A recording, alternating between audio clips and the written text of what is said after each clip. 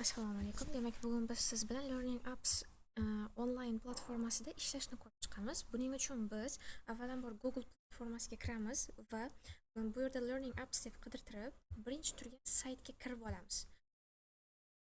Bizda xuddi shunday oyna chiqadi va ko'rib turganingizdek, bu yerda hamma narsa o'zbek tilida. Buning sababi biz Google'ni o'zida o'zbek tilini tanlab qo'yganimiz bo'ladi.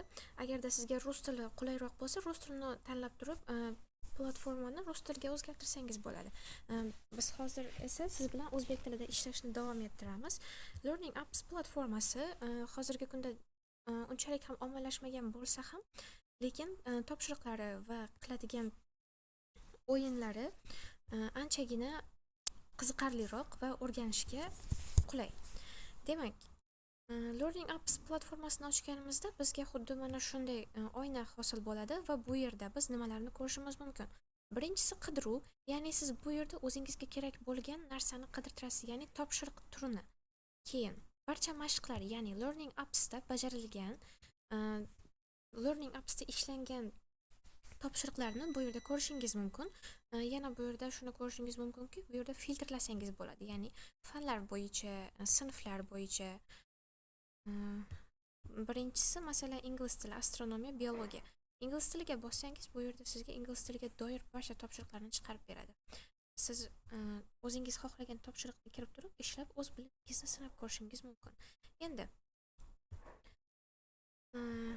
keyingisi yangi mashqlar, yangi mashq yaratish. Ya'ni bu bo'limda siz o'zingiz yangi mashq yaratsangiz bo'ladi.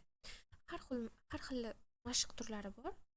Xohlagan birisiga kirib turib, istagan faningizdan, xohlagan ko'rinishingizda topshiriqlar, o'yinlar, mashqlar yaratsangiz bo'ladi. To'plam yaratingni ustiga bosadigan bo'lsak, bu yerda biz kolleksiya yaratamiz, ya'ni to'plam. Bu degani, masalan, biror bir fanni olamizda bir necha turdagi mashqlarni umumlashtirib, ketma-ketlikda to'plam yaratsak bo'ladi. Ya'ni ingliz tiliga doir to'plam yaratadigan bo'lsak, to'plamimizning nomini ingliz tili deb qo'ysak va uning ichida masalan 5 turdagi topshiriqni qo'ysakda, har birida har xil savol bo'ladi. Bir mavzuni o'zlashtirish uchun biz bitta kolleksiya yaratsak bo'ladi.